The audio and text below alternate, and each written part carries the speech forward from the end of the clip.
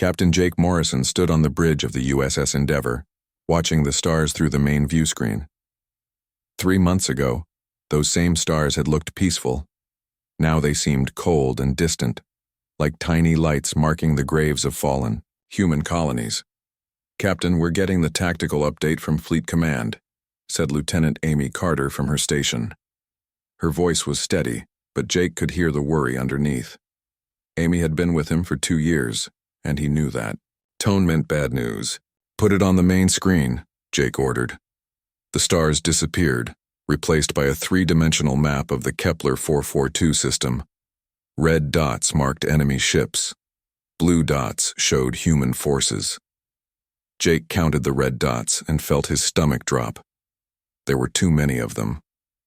"Sir, the Zephyrian Collective has 847 ships in defensive formation around the supply depot," Amy reported. "Our fleet has 312 vessels total." Commander Lisa Brooks stepped forward from the strategy station. She was the smartest tactical mind Jake had ever worked with, but even she looked grim. "Captain, I've run every simulation we have. The alien formation is perfect. They call it the Eternal Shell. No force has ever broken it in 300 years of galactic warfare." Jake studied the map. The alien ships formed 7 perfect circles around the planet Kepler 442b. Each layer covered the gaps in the layer below it. It looked like an enormous metal flower with deadly petals. "What are our chances if we attack head-on?" Jake asked, though he already knew the answer would be bad. Lisa's fingers danced over her control panel, bringing up probability charts. "The battle computers give us a 2.3% chance of victory. That's being generous.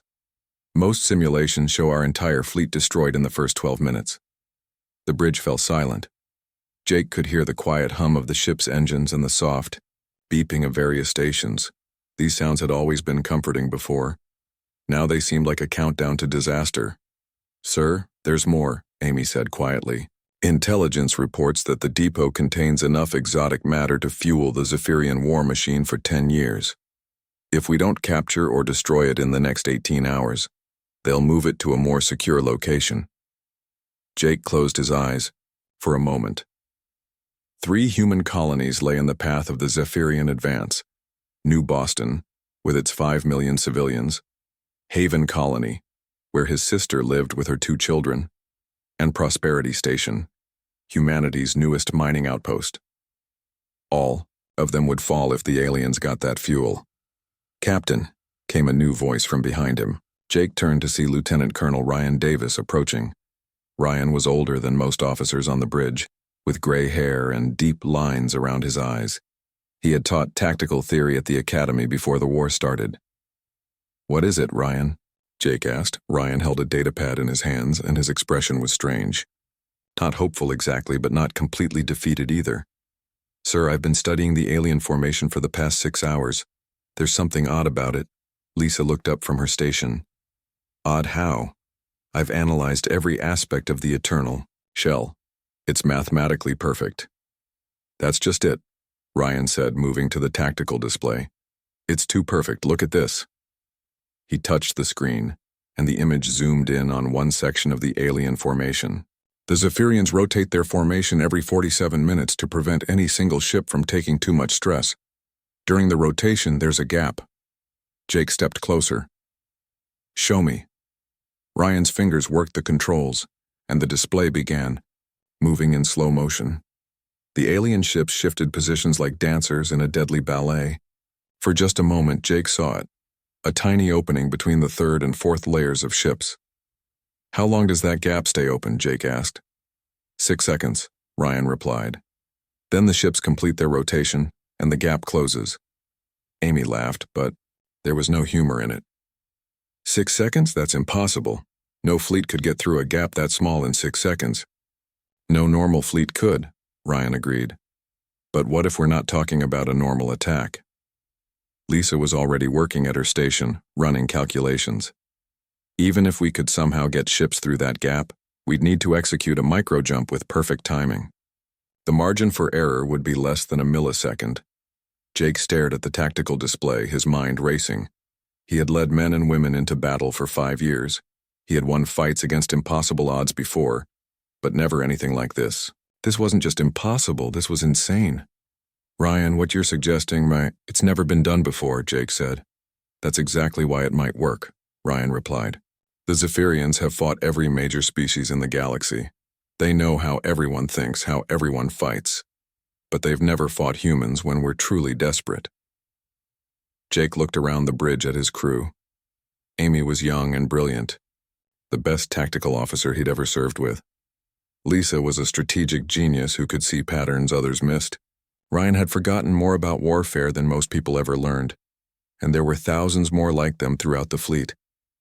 Sir, Amy said quietly, if we're going to try something like this, we need to start preparations now. The engineering, modifications alone would take hours. Jake felt the weight of command pressing down on him. 3 colonies, millions of lives. The entire war might depend on what he decided in the next few minutes. Lisa, what's your professional opinion? He asked. Lisa was quiet for a long moment. Professionally, it's suicide. The chance of success is so low it's barely worth calculating. She paused. But professionally, a head-on assault is also suicide, and it won't accomplish anything. At least this way. If we fail while trying something the enemy won't expect. Jake nodded slowly. He walked to the captain's chair and sat down, his hands gripping the armrests. The bridge was completely silent except for the steady rhythm of the ship's systems. Amy, open a channel to all ship commanders in the fleet, Jake ordered. Channel open, sir. Jake took a deep breath. This is Captain Morrison to all vessels. In 30 minutes, I'm going to ask you to do something that has never been attempted in the history of space warfare. I'm going to ask you to bet everything on 6 seconds of perfect execution. Some of you won't make it home, but if we succeed, we might just save 3 colonies and change the course of this war. He paused, looking at the tactical display one more time. All senior officers report to your fleet coordinators for detailed briefings. We have 18 hours to pull off a miracle. Morrison out. As the channel closed, Jake turned to Ryan. Colonel, I hope you're right about human desperation. Ryan smiled grimly. Captain, desperate humans are the most dangerous force in the universe. The Zephyrians are about to learn that lesson the hard way. Chief Engineer Kate Sullivan had not slept in 16 hours.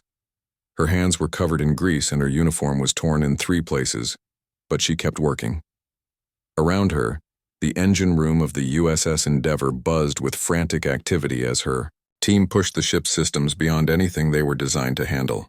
Kate, the jump drive is reading temperatures 40% above normal, called out Petty Officer Danny Kim from across the room. His voice was tight with worry.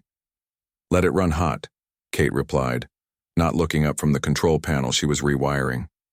We need microsecond precision. The computer has to calculate jump coordinates faster than it's ever done before. She wiped sweat from her forehead and looked at the readings on her screen. The modifications they were making to the fleet's faster-than-light drives were dangerous. No, dangerous was too weak a word. They were insane. But insane was exactly what they needed. 3 decks above, Dr. Alex Thompson sat in his small laboratory, surrounded by equations that covered every wall. Numbers and symbols filled whiteboards, papers, and even the back of his door. He had been the fleet's quantum physicist for 4 years, but he had never worked on a problem like this. Computer run scenario 847, he said aloud. The artificial intelligence's calm voice responded immediately. Scenario 847 complete. Probability of successful fleet microjump, 23.1%. Probability of catastrophic drive failure, 31.4%. Probability of ships lost to jump space distortion, 45.5%. Alex rubbed his tired eyes. Every simulation gave him roughly the same results. Nearly half the fleet would be lost just attempting the maneuver before they even engaged the enemy. But he had also run simulations for a traditional assault, and those showed a 97.7% chance of total fleet destruction, with 0 strategic gain. At least with the microjump, we might accomplish something before we die, he muttered to himself. On the flight deck, Commander Ben Parker was having his own problems. He had volunteered to lead the fighter squadron that would have to navigate through the 6-second gap, and now he was wondering if he had lost his mind. "Listen up, people," he called to the 12 pilots gathered around him. "What we're about to do is fly through a gap the size of a football field while traveling at 90% of light speed. We'll have maybe 2 seconds to acquire targets and fire before the gap closes and we're trapped inside an alien formation." Lieutenant Maria Santos raised her hand. She was the youngest pilot in the squadron, only 23 years old. "Sir, what happens if we don't make it through the gap in time?" Ben looked at her honest face and decided to tell the truth. "Then we become very small, very fast pieces of metal scattered across several light years of space." The pilots were quiet for a moment. Then Sergeant Tony Rodriguez, a veteran with gray hair and steady hands, spoke up.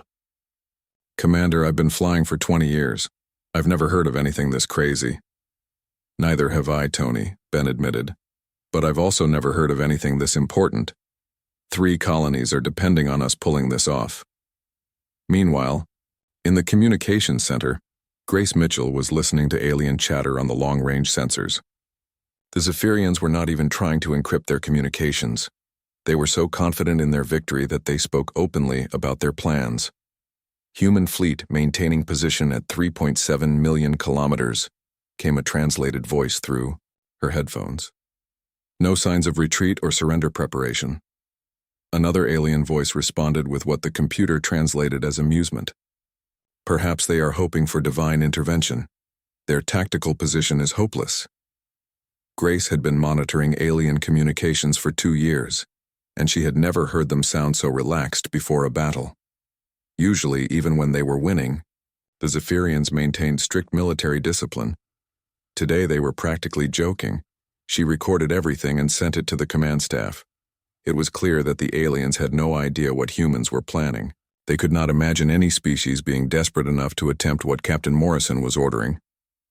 Back in the engine room, Kate was making final adjustments to the jump drive when her assistant, engineer Pete Collins, approached with a worried expression. "Kate, I've been thinking about the power requirements," Pete said. "Even if the drives don't overheat, we're going to drain the main batteries down to 12%. If something goes wrong during the battle, we won't have enough power to jump away." Kate nodded grimly. "I know. Captain Morrison knows too. This is a one-way trip, Pete. We either succeed completely or we don't come home." Pete was quiet for a moment. "My wife is going to kill me if I don't make it back. We just bought a house on Luna Colony." "Then we better make sure this works," Kate said with a tired smile. On the bridge, Captain Morrison was receiving reports from all departments. The news was consistently the same. They were attempting something that had never been done before, using equipment that was never designed for this purpose, with a crew that was running on caffeine and determination. "Captain," said Lieutenant Amy Carter, "I've been analyzing the timing requirements. We need to begin the micro-jump exactly 4.7 seconds before the alien rotation creates the gap. The computer will have to predict their movement with perfect accuracy."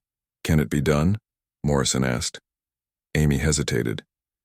"The math works, but we're asking our targeting computers to calculate positions for 312 ships simultaneously, accounting for gravitational effects, stellar radiation, and quantum fluctuations. It's like trying to thread 312 needles while riding a roller coaster in an earthquake." Commander Lisa Brooks looked up from her strategy station. "Captain, I've been thinking about what happens after we get through the gap. Even if the micro-jump works perfectly, we'll be inside their formation with no way out. We'll have maybe 30 seconds before they reorganize and crush us." Morrison nodded. "That's why we're not planning to come back out, Lisa. We're going to cause enough damage in those 30 seconds to cripple their entire operation." Lieutenant Colonel Ryan Davis, who had discovered the gap in the first place, was now having second thoughts. "Captain, I need to say something. When I suggested this plan, I was thinking like a tactician. Now I'm thinking like a human being. What we're about to do, it's going to cost us most of the fleet." Morrison looked at him steadily. "Ryan, what will it cost us if we do nothing?" 3 colonies, maybe more." "Then the math is simple," Morrison said. "We trade our lives for theirs. That's what we signed up for when we put on these uniforms." The bridge fell silent. Outside the view screen, stars continued their ancient dance. indifferent to human struggles. But inside the ship, hundreds of men and women prepared to attempt the impossible. "Sir," Amy said quietly, "the alien formation will complete its next rotation in 47 minutes. If we're going to do this, we need to begin final preparations now." Morrison stood up from his captain's chair. "Signal all ships. Operation Longshot begins in 30 minutes. All personnel to battle stations." As alarms began sounding throughout the fleet, Morrison looked at the tactical display one more time. In 6 seconds, they would either change the course of the war or become a footnote in the history of human courage. Either way, the Zephyrians were about to learn that desperate humans were unlike anything else in the galaxy.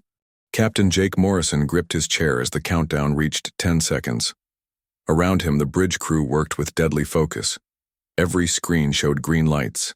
Every system was ready. 312 ships hung in space, waiting for his command.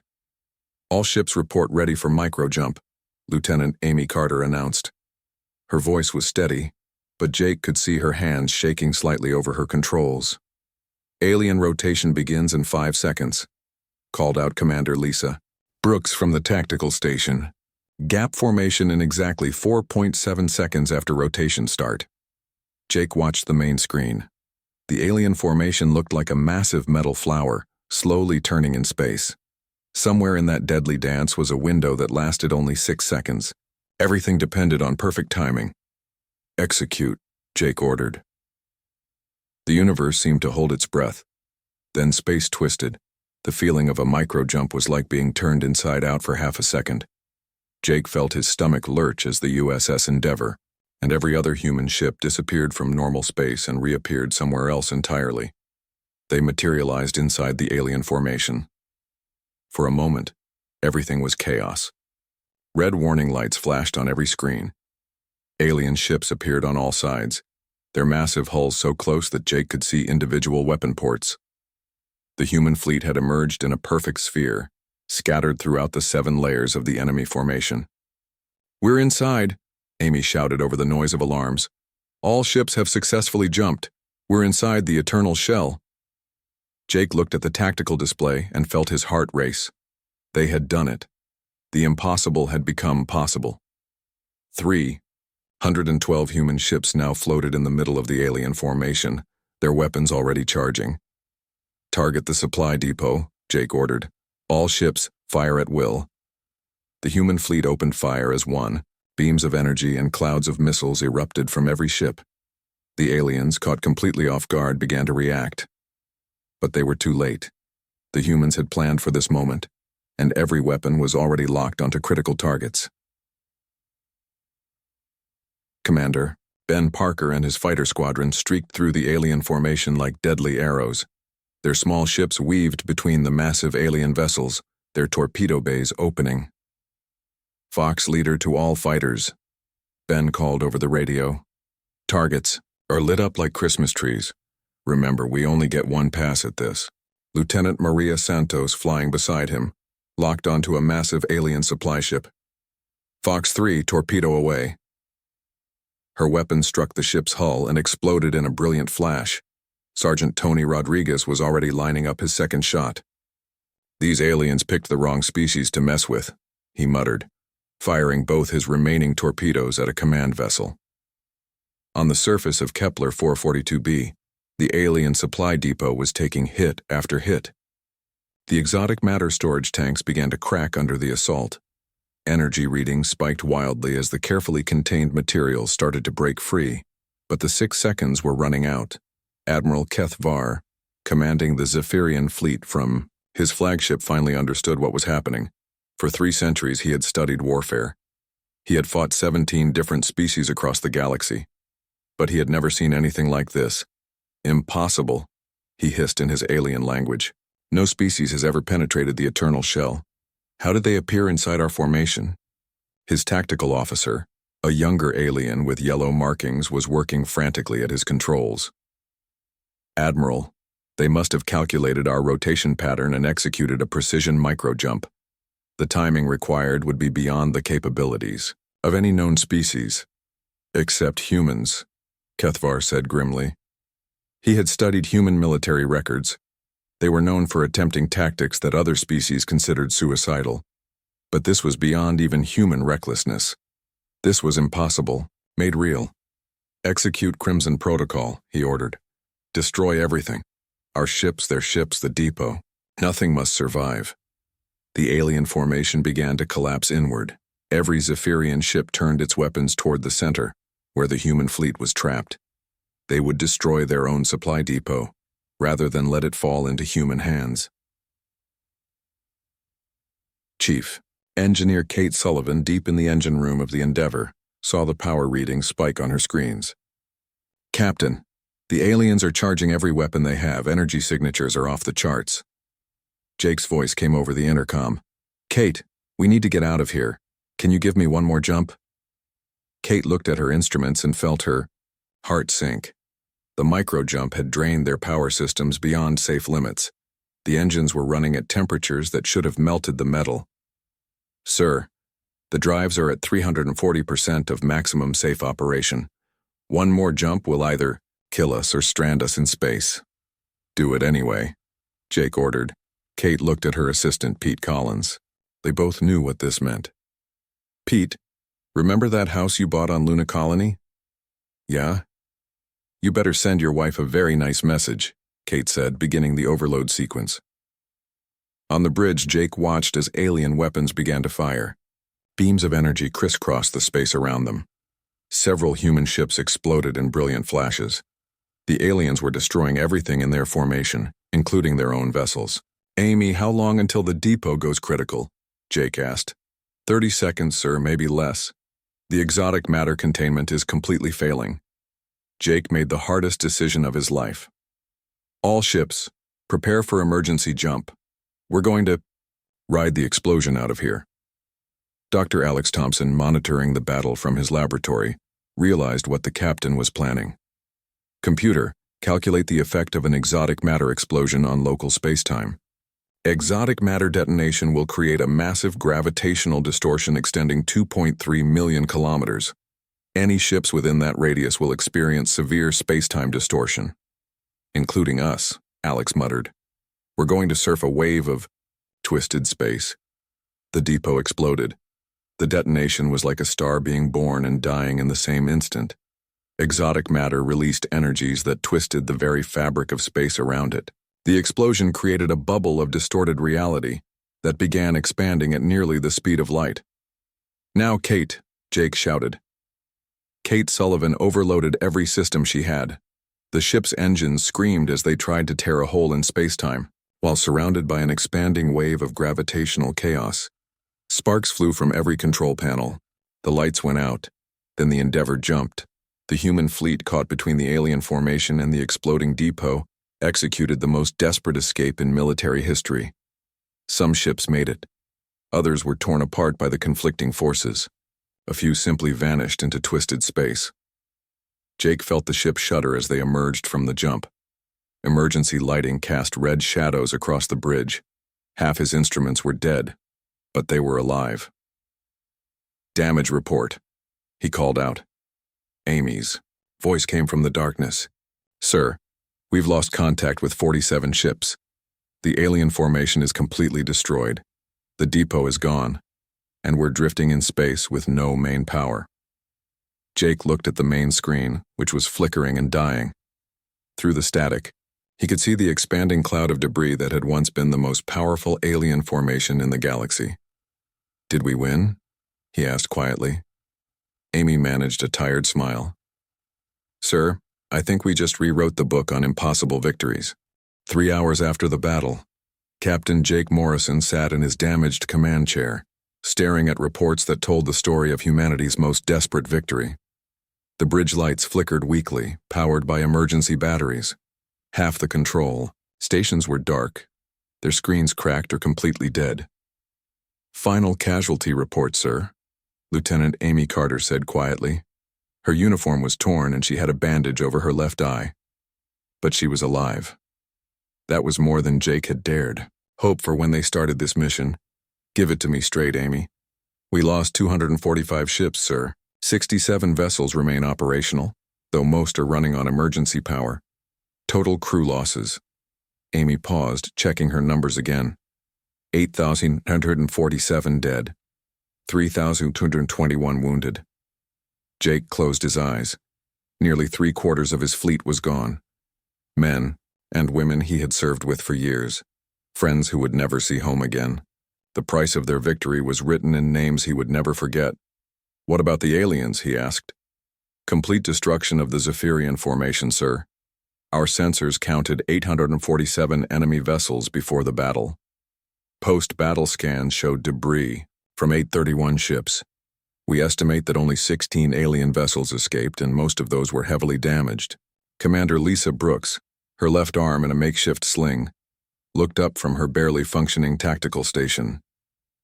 Sir, we're receiving long-range communications from across the sector. Word of the battle is spreading fast. What kind of word? Jake asked. Lisa managed a weak smile. The kind that makes our enemies nervous and our allies very interested. 3 different species have already sent messages asking about our impossible tactics. The Centauri Federation wants to know if we're willing to share our micro-jump technology. Jake almost laughed.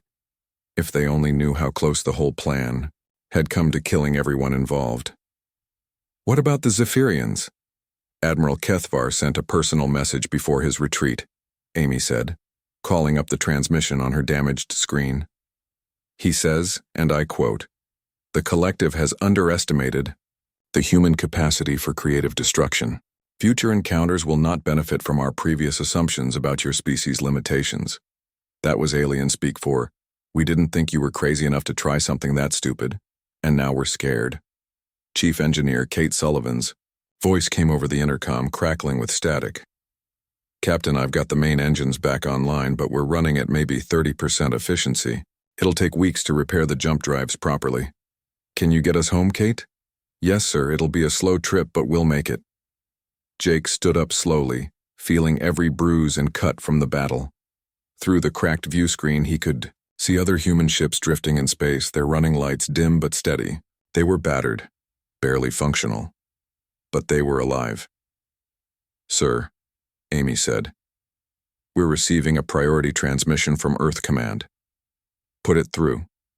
Admiral Helen Crawford's voice filled the bridge, though the signal was weak and full of interference. Jake had served under Crawford years ago when he was just a lieutenant. She was tough as nails and twice as smart. "Morrison, I just got your preliminary report. Please tell me you didn't really do what I think you did."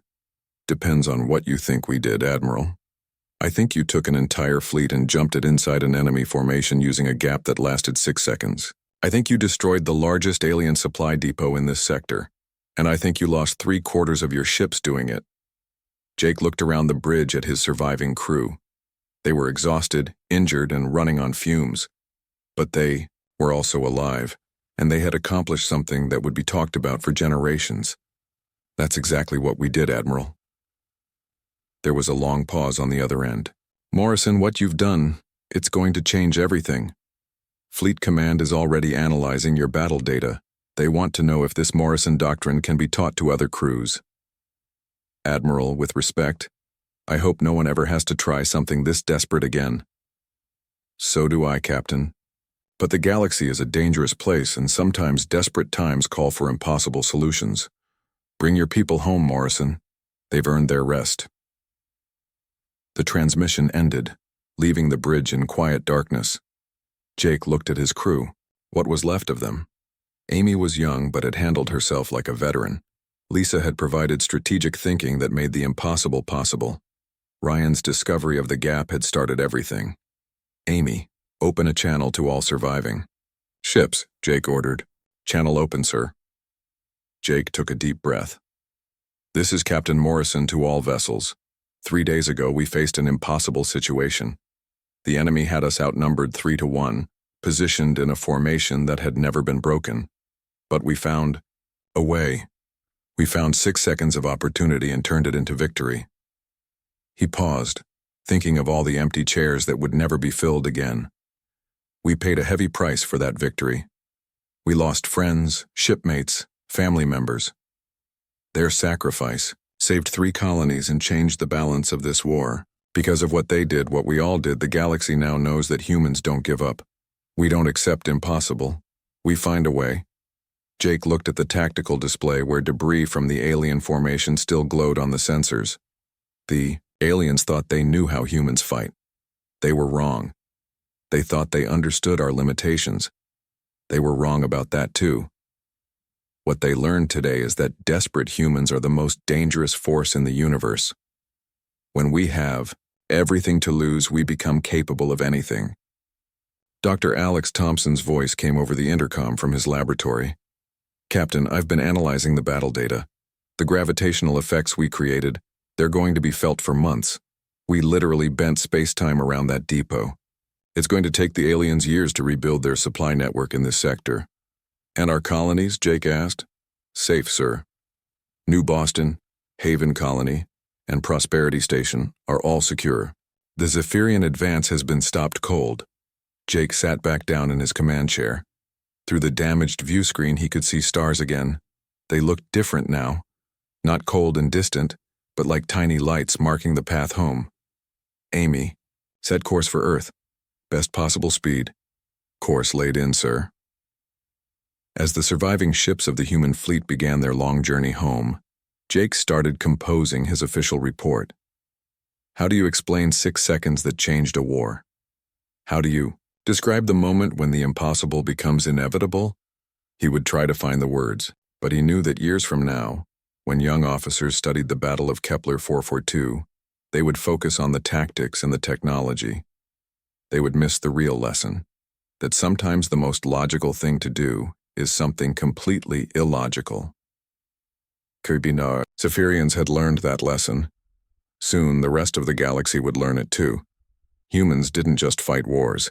They rewrote the rules of how wars could be fought, and sometimes that made all the difference.